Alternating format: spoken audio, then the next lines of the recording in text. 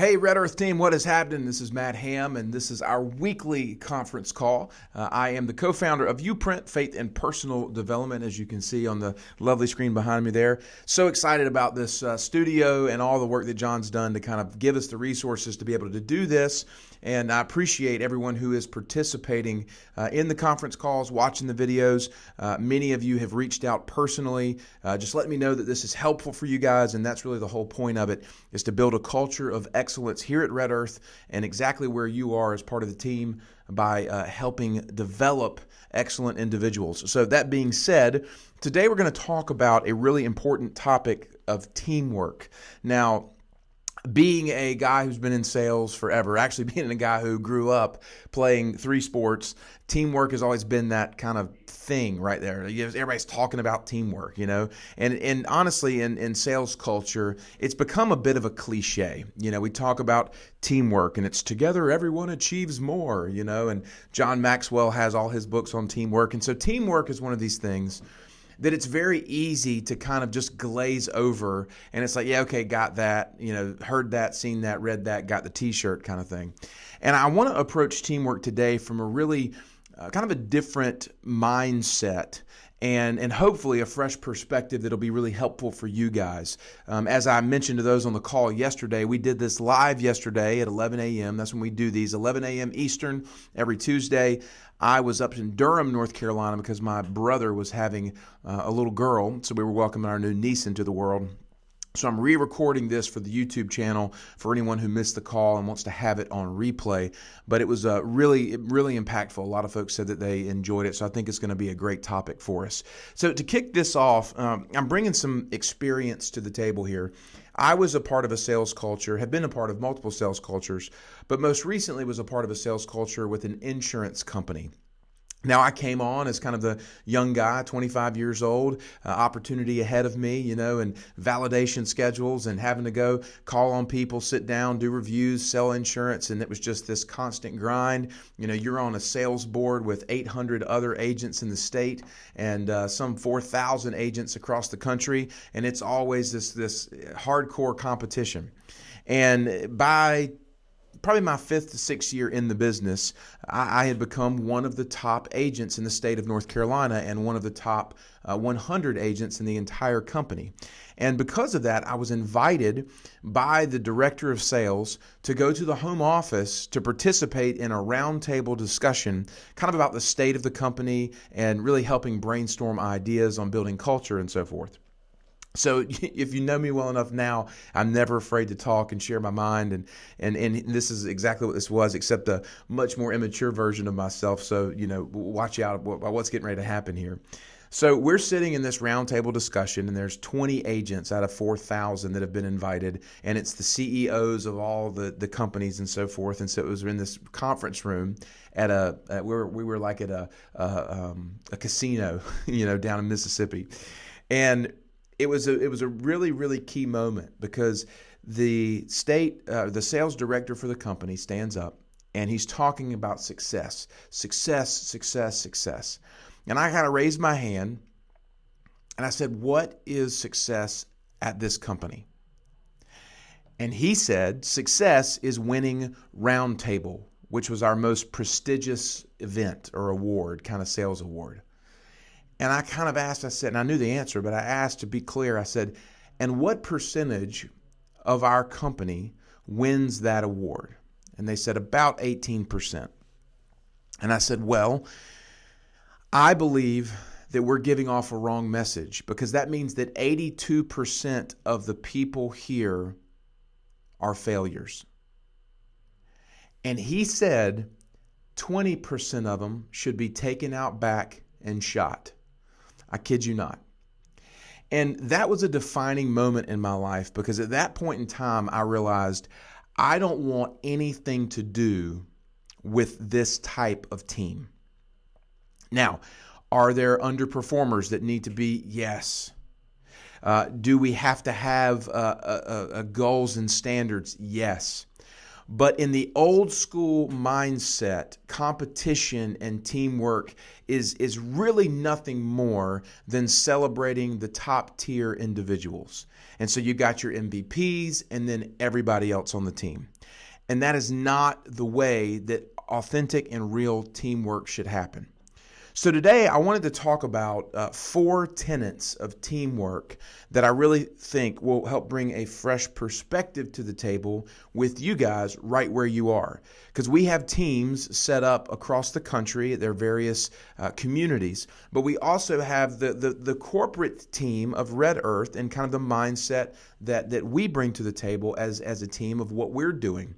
And so I'm going to break this down over the next probably 20 minutes or so and talk through these 4 tenets of teamwork. And I would really encourage you guys to take notes, write this down, answer some of these questions, and figure out how it applies to you and your communities and your teams right where you are. So the first one, and you're probably not going to be able to see it great, so I'll read through it, and I can send this out if anyone wants it. It's just one sheet, but here are the 4 principles. So number 1 is this: what is driving the team? What is driving the team? And that is a great question because every team must have an objective. The team has to have a goal or a vision in order to have a consistent focus on the direction and trajectory that they are headed. That is the very definition of a team. A team is a group of individuals that comes together to achieve a common goal, right? So you have to have a vision, or you will not have any direction. A couple weeks ago on one of the videos, we talked about the idea that you have to have vision before you can have provision. Literally, the word provision cannot happen without the word vision, but also in our lives, if we don't have a vision, we'll never have provision to accomplish it. You see, people want provision before they develop a vision, but the vision comes before the provision.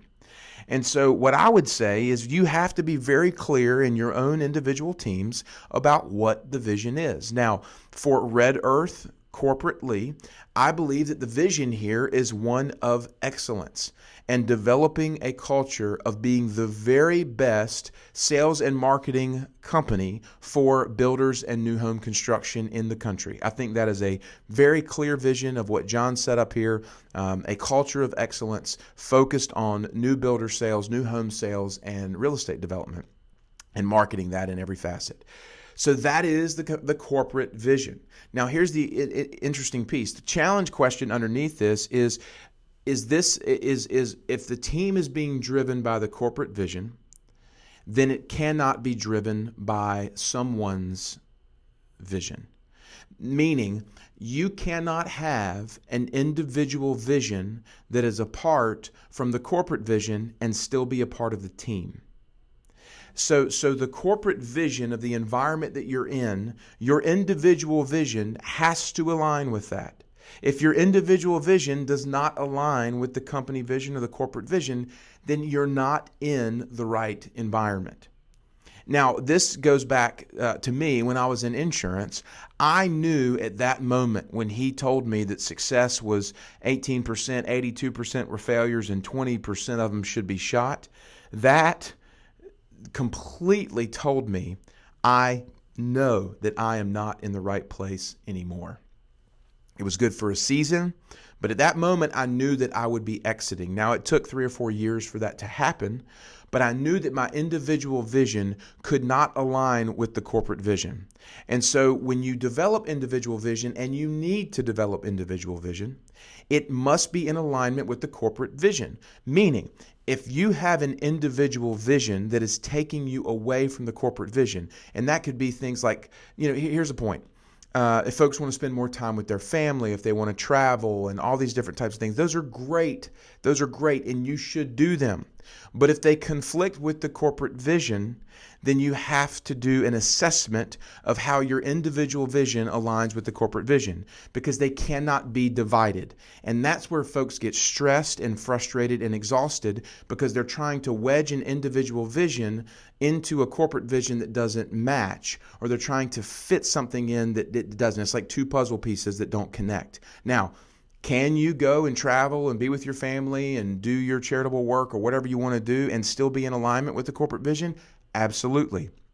But if they begin to separate and you're being called in a different direction, just be honest, I guess is what I'm saying, that you can embrace the corporate vision and then your individual vision aligns underneath that. Because here's the deal, when you have a corporate vision, it is the rising tide that floats all the boats underneath it.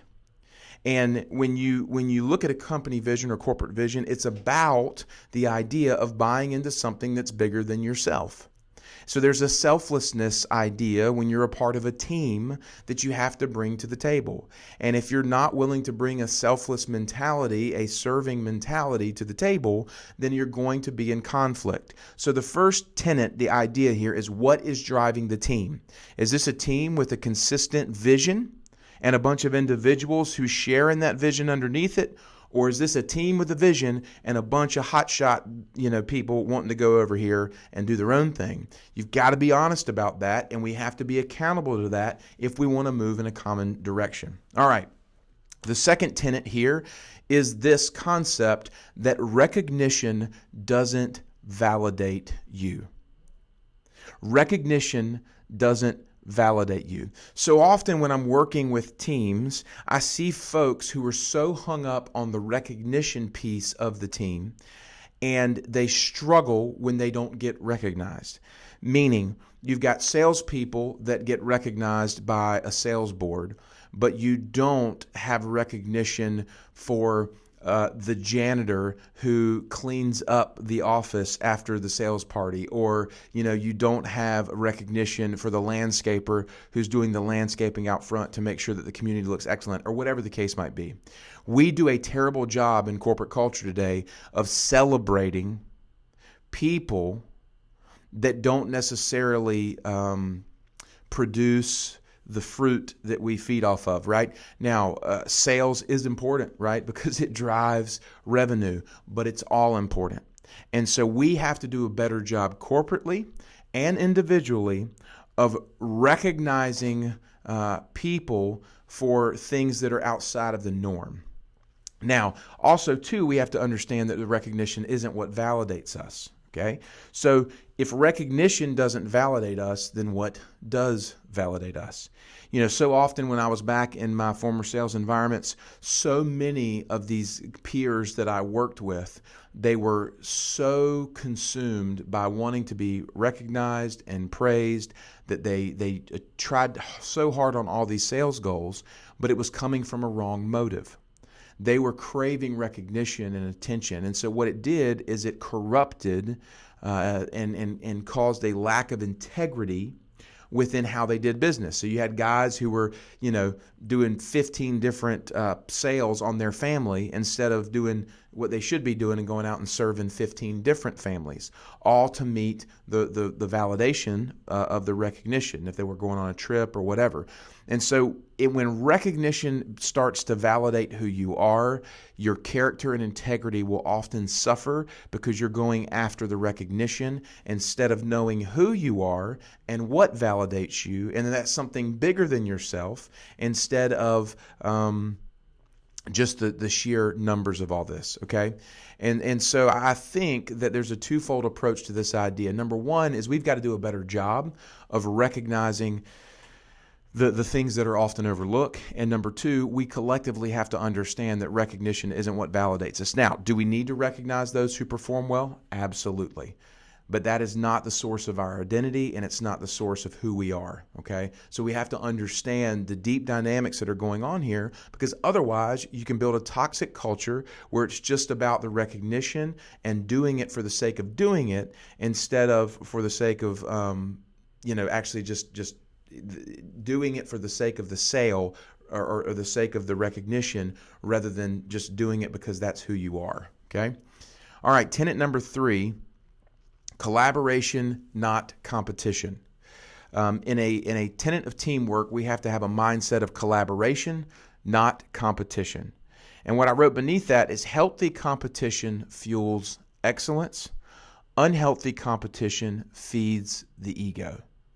This is a really powerful concept that we have to sit with, because in a sales environment, in a sales culture, competition is healthy, right? If we're playing sports, you're playing sports to win, right? I mean, there's not a team that sets out as like, we're just going to play to have fun. Like, there is an objective and a goal to win, and that's fine. The challenge is that competition has to be healthy. We have to have a healthy approach. And this kind of goes hand in hand with the second here, is that recognition doesn't validate you. You know, we have to understand that the fruit of competition, winning the trophy, winning the tournament, like that is a good thing, but we can't focus on that. We have to focus on doing the things that will lead to that, okay? For example, if a football team doesn't have healthy blocking and tackling, okay, then chances are they're not going to win football games.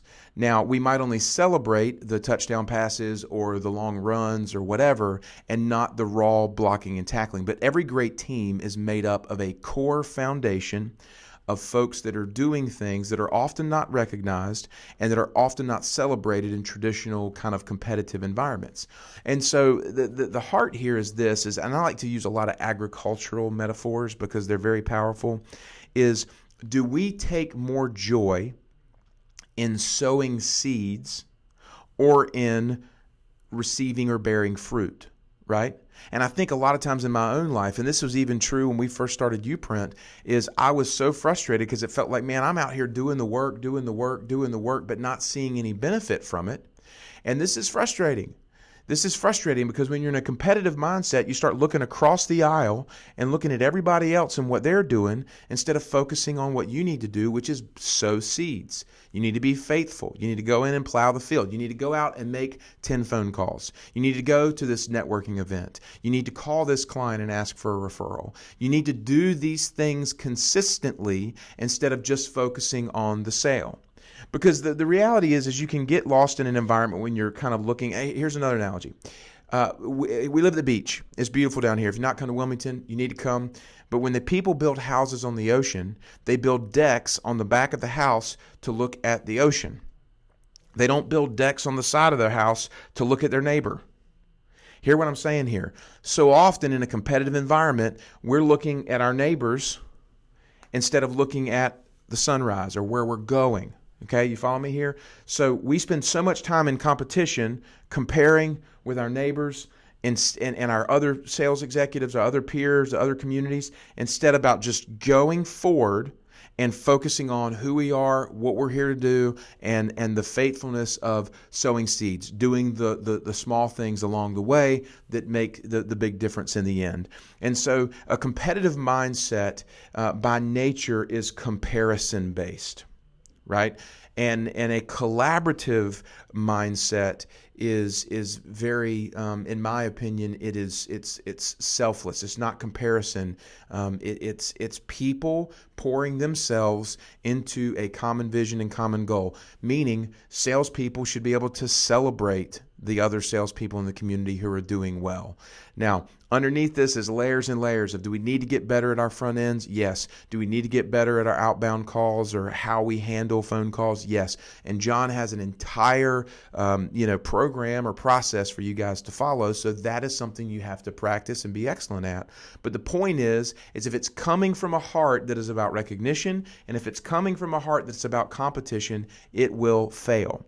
The point is to do it for something bigger than yourself. Know who you are. You're not a product of the recognition you receive, and you're here to collaborate toward a common goal, not compete and kind of put your foot on everybody else's throat in the process. Because that stuff will come back to you, I promise.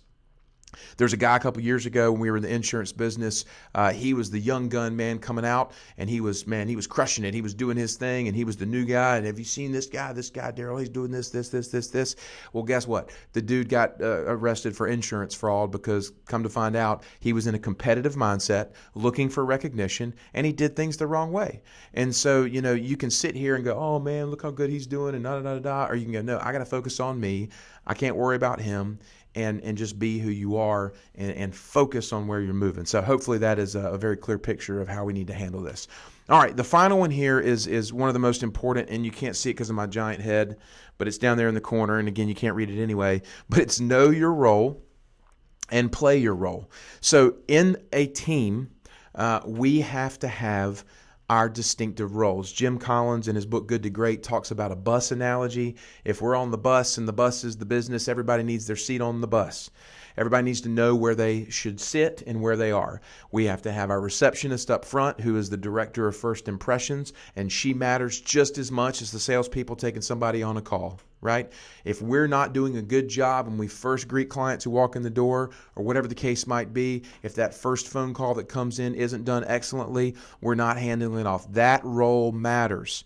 Also, too, the folks that are doing graphic art, it matters. These folks in the office here, Jenna and Steven and these guys, they're doing incredible work. And I try to remind them that, guys, this is so essential to the success of the overall organization, because you guys do great work and it matters. When you put a flyer out there on a home or whatever the case, it needs to be excellent from start to finish. And then the salespeople need to know their role.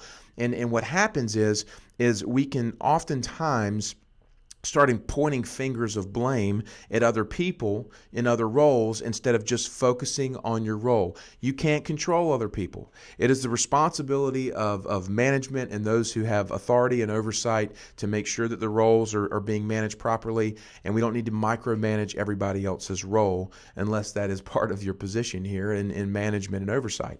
Now, it is important to communicate when it feels like someone's operating outside of their role or whatnot, but we have to do it from a place of rest and not a place of stress and anxiety. Otherwise, it's that bomb that explodes.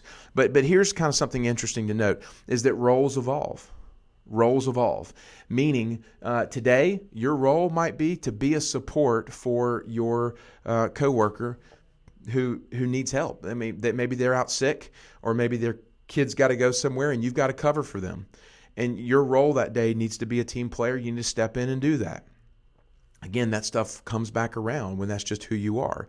Maybe your role today is you see somebody that dropped the ball on something, and so you've got to step in and fill the gap. And instead of blaming them, you kind of step in and fill the role. And this is a part of a team that is moving toward a common trajectory, a common vision, a common goal, that people are going to do this. The last thing I'll say about this is we need to begin to celebrate individual giftings. What I mean by this is you have to bring you to your role. I remember when I was in sales, there was one of the most successful guys. His name was John. And the company used to send him around and say, listen to how John does it. Listen to how John does it. And John would tell you how John did it. Now, it's not bad to learn from people who are successful, but John needs to be John and Matt needs to be Matt. I don't want to be John. I'm not going to be John ever. And you shouldn't be either. You can learn from John, but you don't have to become John. You see, they say that imitation is the greatest form of flattery, and I think that that's just silly. I think it's silly. We weren't created to be imitators. We were created to be unique, to be authentic. One of the things that I do when I'm talking with organizations is I say, look down at your thumb. That is one in multiple billions. It's yours. No one can do you like you. So be you. And that means if you've got a love of music, or you've got a love of creativity or art, or however you express yourself, if you're very analytical and you know numbers, be who you are. And your clients and the folks that you're walking with will appreciate you for who you are. And so people are looking for authenticity, not imitators. So I want to encourage you guys to bring yourself to the office every day and to the work that you do, and learn to be you. And so, there's a lot of different things that we could kind of talk about here, but just a quick recap. The 4 tenets of teamwork is, number one, we have to have a common vision or a common goal. In Proverbs it says, without a vision, the people perish. And that is so true. If we don't have a vision of where we're going and it's not in individual alignment with that goal, then we're going to fail, because it's going to be like 16 cats running in different directions. Number two is the idea that recognition does not validate you. That you have to take more joy in being recognized and recognizing the stuff that most folks don't celebrate, right? You're validated, number one, by who you are. But number two, you have to understand that you have to take more, we have to be better at recognizing, sowing seeds than just the fruit that's produced. The third is the idea of collaboration over competition. It's not about comparison, looking at your neighbors and what everybody else is doing and concerning yourself with everybody else. You concern yourself with who you are and what you have in front of you. And competition is good, and it needs to be healthy, working toward a common goal, celebrating others instead of competing with others, because healthy competition fuels excellence, and unhealthy competition feeds the ego. Just ask yourself this question: am I feeding my ego here, or am I trying to fuel excellence in the organization? And then lastly, know your role and play your role. Listen, be you. Exclusively you. Nobody can do it like you can. And so you've got to step into that 100%, be who you are, play that role. And that means sometimes you need to pick up for your team when they're down. You need to fill in the gap when you can, and be about the idea of the team and the goal instead of being about yourself. So you got to bring yourself, but it isn't only about yourself. You're just part of the story. So guys, thanks for jumping on today. I just feel like this was took a little bit more time to go through it, because it is very important, because we are a team. You guys are a team, and my role here is to help you foster and grow that team well. If any of you want to talk about this more individually, feel free to give me a call, or we can go through it and let me know what you guys are thinking and how we can help foster this. So y'all have an awesome day, and we'll talk to you next week.